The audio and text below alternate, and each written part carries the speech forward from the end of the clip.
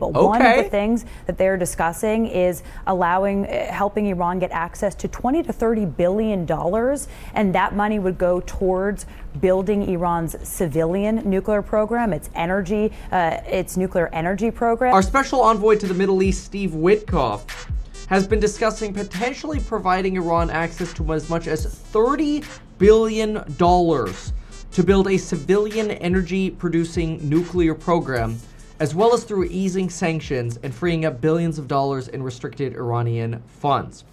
Remember, JCPOA-1 did this as well. Eased sanctions, provided the release of billions of dollars in restricted Iranian funds, which then became, at least in part, later re-restricted under the Biden administration following Iran's support for Hamas, who invaded Israel.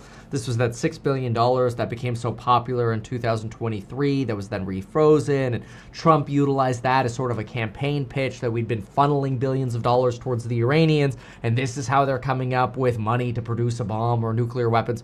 Meanwhile, you've got Carolyn Levitt literally just minutes ago saying that, prior administrations such as Biden and Obama had been plowing on pallets billions of dollars to the Iranians, enabling, again, their development of these nuclear programs. The Iranian regime was weeks away from being able to produce a nuclear weapon that would threaten the entire world before President Trump took this decisive action on Saturday night to obliterate their nuclear capabilities. The contrast in leadership could not be more clear. Barack Obama and Joe Biden sent pallets of cash, American taxpayer dollars, in a failed attempt to buy the Iranian regime's compliance with a weak and ineffective deal. Now we're hearing, and it's, rumored as reported by anonymous sources familiar with discussions to CNN, so it could all be fugazi, right? But this idea about providing Iran potentially $25 to $30 billion and helping them produce some form of civilian energy-producing nuclear program. But one of the things that they're discussing is helping Iran get access to $20 to $30 billion, and that money would go towards building Iran's civilian nuclear program, its nuclear energy program. That's something that Steve Witkoff generally spoke about in an interview yesterday. But the other things they're discussing are lifting sanctions on Iran and also allowing them to easier access $6 billion in Iranian funds that are currently restricted. These are some very specific things that are being discussed right now. None of these terms are set in stone. We talked to White House officials who said there's a lot of proposals that are around right now. We also talked to people who have been involved in the talks with Iran before Israel started its operation against Iran, and of course before the U.S. strikes against Iran, who said it's really unclear what's going to come to fruition here. The Iranians are also saying they don't know anything about talks happening next week. But what's clear from our reporting is that there are active efforts, specific terms being discussed to put on the table with the Iranians. When and if that actually happens, yet to be determined. Iran has previously stated that the whole point of them enriching nuclear products, fissile material, in having these, bomb ingredients isn't to make a bomb, but rather it's so that they can run civilian and domestic energy programs. Because remember, when you have a nuclear reactor, and I think it's worth thinking about this, when you have a nuclear reactor, you can't just throw U-238 in there and expect anything to happen. U-238 is your more prominent uranium source and just uranium ore. It really doesn't do you much good to throw U-238 and a bunch of uranium ore into a reactor and go, cool, bro, give me energy. Well, because what you need to do is you need to be able to start the reaction.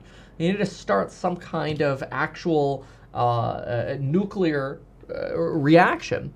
And the way you do that is you take about, 35, you take about 3 to 4% of U-235, which is your substantially more enriched uranium, and you combine that with about the rest of U-238. I'm oversimplifying here. But this is enough to start the reaction and keep that reaction going. Starts reaction, we'll say. And so it's basically cycles of starting that reaction. The problem is when you undergo these reactions, you end up going through neutron capture, which then through beta radiation, you end up with an extra proton. You end up with you end up with plutonium 239 in its stabilized form. But the problem with this is plutonium 239 and uranium 235. Both of these are components in bombs. And so this is why people make this argument, oh, Iran, they're not making a nuclear weapon, they're just doing a peaceful energy program. And Iran's like, well, I mean, all the components of a bomb are sort of also part of a peaceful nuclear program, minus, of course, there are reports from Israel. I hate it when it does that. There are reports out from Israel that potentially some of the research that Iranian scientists have been conducting has been related to potentially warheads or missile equipment. And that's potentially why the Israelis have been getting more nervous. Because if you're just trying to research U-235 or P-239, maybe that's not that big of a deal. But once you come over here and you say, oh, we're now also going to look at warheads, we're also going to look at delivery mechanisms, missiles or whatever, that's where people get more concerned that Iran is developing a larger nuclear energy program or a nuclear weapons program rather than just an energy program. Now, we have speculated that an American contractor, and I was just using Oklo as an example. I actually don't necessarily think that Oklo would be the best option right now, but I was using Oklo as an example because Oklo it's a public stock. Sam Altman used to be involved with their board, and this is a company that pitches this idea that they could do smaller, more like neighborhood or community-sized nuclear reactors that you don't need, the giant nipples anymore, that you could do these rather maybe like small plants, nuclear energy plants. And you could just have many more of those. So rather than having sort of one very large point of failure, you have many of these little facilities. So I don't believe Oklo is actually expecting to be operational at any of these facilities until somewhere around 2028, which is also very speculative. It's 3 years away. They don't have really revenues for this sort of stuff because they can't sell it yet because it doesn't exist yet. It's all just an idea. So Oklo's probably not the best choice, but I'm sure some U.S. companies, such as, let's say, a GE, could come in and build or sell Iran nuclear reactors and essentially capture control of this uranium-235 and the plutonium-239, those bomb ingredients, and basically let Iran get the energy, but also have U.S. companies involved in the capture of the more dangerous enriched uranium or the plutonium.